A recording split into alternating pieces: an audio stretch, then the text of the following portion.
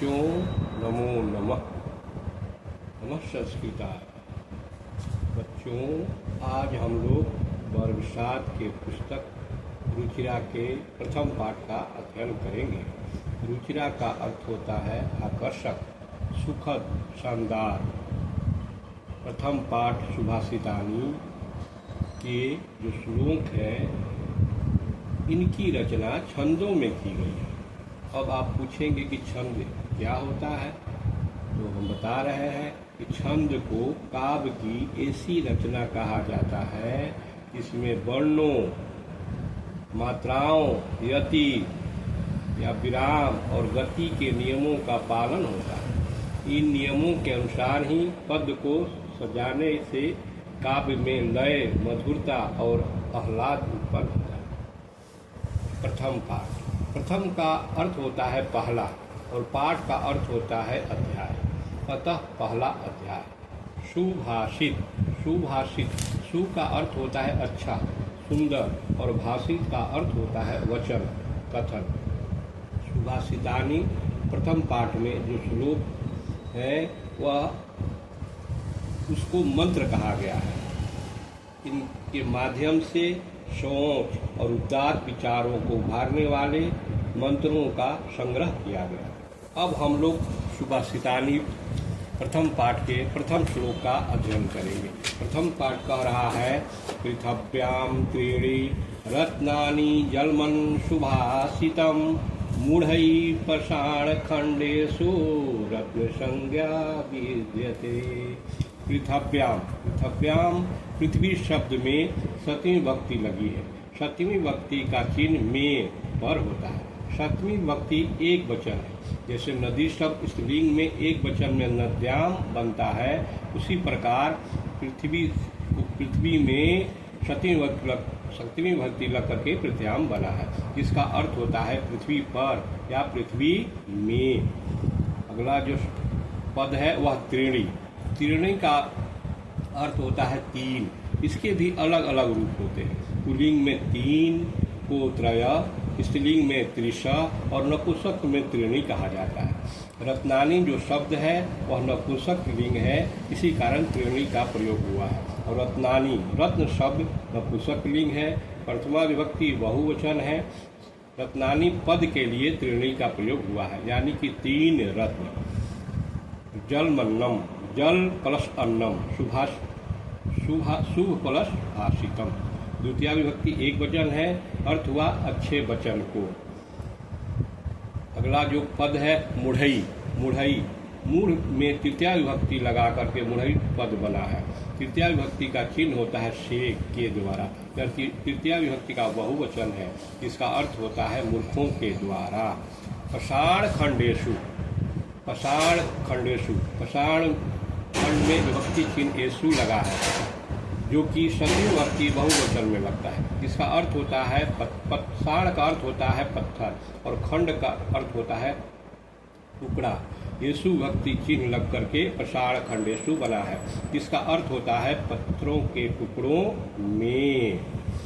इस प्रकार से ये जो पहला जो श्लोक है मंत्र है पृथव्याम त्रीणि रत्नानि जलमन सुभाषितम मूढ़ै पाषाण खंडेषु रत्न संज्ञा विद्यते। इसका अर्थ हुआ कि पृथ्वी पर जल, अनाज, अच्छे वचन ये तीन ही रत्न हैं, परंतु मूर्खों के द्वारा पत्थरों के टुकड़ों को रत्न संज्ञा समझा जाता है। अर्थात मूर्ख लोग पत्थर के टुकड़ों को ही रत्न समझते हैं, जबकि असली रत्न अन्न, जल और सुंदर वचन होते हैं। इस प्रकार पहला मंत्र का अर्थ ये हो गया। अब इस मंत्र का अन्वय भी हम लोग देख लेते हैं। अन्वय इसका बनना पृथव्याम त्रीणि रत्नानि सन्ति जलमन्नम सुभाषितम च मूढ़ै पाषाण खंडेषु रत्न संज्ञा विद्यते। इस प्रकार ये इस मंत्र का अन्वय हुआ और अर्थ बता ही दिए कि पृथ्वी पर जल, अनाज, अच्छे वचन ये तीन ही रत्न हैं, परंतु मूर्खों के द्वारा पत्थर के टुकड़ों को रत्न संज्ञा समझा जाता है। अगला जो मंत्र है वह कह रहा है सत्येन धार्यते पृथ्वी सतेन तपती रवि सतेन वाति वायुश्च सर्वसत्य प्रतिष्ठित। अर्थात सत्येन, सत्य शब्द में तृतीया विभक्ति एन लगा है। तृतीया विभक्ति का चिन्ह होता है से द्वारा। सत्येन जिसका अर्थ हुआ सत्य के द्वारा। धारयते, धारयते यानी कि धारण करती है। पृथ्वी शब्द स्त्रीलिंग है। से सहायता, सहायता। तपते, तपते माने कि तपता है, चमकता है। वाति, वाति माने बहता है। अगला कर है वायुश्च, वायुश्च, वायु प्लस दो शब्दों के मेल से बना है। यहाँ पर हरिश्च सूत्र से यदि विसर्ग के बाद च या छ हो तो विसर्ग कलाभ श में बदल जाता है। ट और ठ हो तो मूर्धन श हो जाता है। इसलिए वायु च में विसर्ग के स्थान पर कलाभ श लगकर वायुश्च हो गया है, जिसका अर्थ होता है और हवा। इस प्रकार से इस जो मंत्र है इसका अर्थ हुआ सत्येन धारयते पृथ्वी सत्येन तपति रवि सत्येन वाति वायुश्च सर्वसत प्रतिष्ठितम। इसका अर्थ हुआ सत्य से पृथ्वी धारण करती है। किससे धारण करती है? सत्य से ही, सत्य के द्वारा ही पृथ्वी धारण करती है। सत्य से ही सूर्य तपता है और सत्य से ही हवा बहती है। सत्य, सब कुछ सत्य से ही निहित है, यानी कि सत्य ऐसा ये पृथ्वी पर ऐसी चीज है जिसके चलते ही पृथ्वी टिकी हुई है और इसी से पृथ्वी धारण करती है, हवा बहता है, सूर्य तपता है, यानी कि सत्य से ही सब कुछ होता है। अब इस मंत्र का अन्वय देख लेते हैं। अन्वय हुआ सत्येन पृथ्वी धारयते सत्येन रवि तपते सत्येन वायुश्च वाति सर्वसत्ये प्रतिष्ठितम्। इस प्रकार सुभाषितानी प्रथम पाठ के दूसरे श्लोक का अर्थ हो गया। अब अगला देखते हैं। अगला श्लोक तीसरा कह रहा है दाने तपसी शौर्य च विज्ञाने विनय नय। दाने तपसी शौर्य च विज्ञाने विनय नय विस्मयो नहीं कर्तव्यो बहुरत्ना वसुंधरा। इसका अर्थ हुआ दान, दाने, दाने माने दान में सती भक्ति लगी है। तपसी, तपसी का अर्थ होता है तपता है। शौर्य, शौर्य का मतलब होता है बल, वीरता। विज्ञाने, विज्ञाने माने विज्ञान में।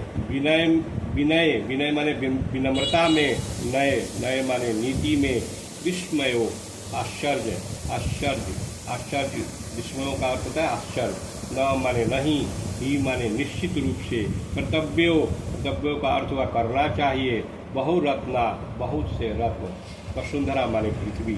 इस प्रकार से सत्य, इस प्रकार से दाने तपसी शौर्य च विज्ञाने विनय नय विस्मयो नहीं कर्तव्यो बहुरत्ना वसुंधरा। इस प्रकार इस मंत्र का अर्थ हुआ कि दान में, तपस्या में, वीरता में, विज्ञान में, विनम्रता में और नीति में आश्चर्य नहीं करना चाहिए, क्योंकि निश्चित रूप से अनेक रत्न हैं, अर्थात पृथ्वी पर बहुत सारी अद्भुत वस्तुएं हैं।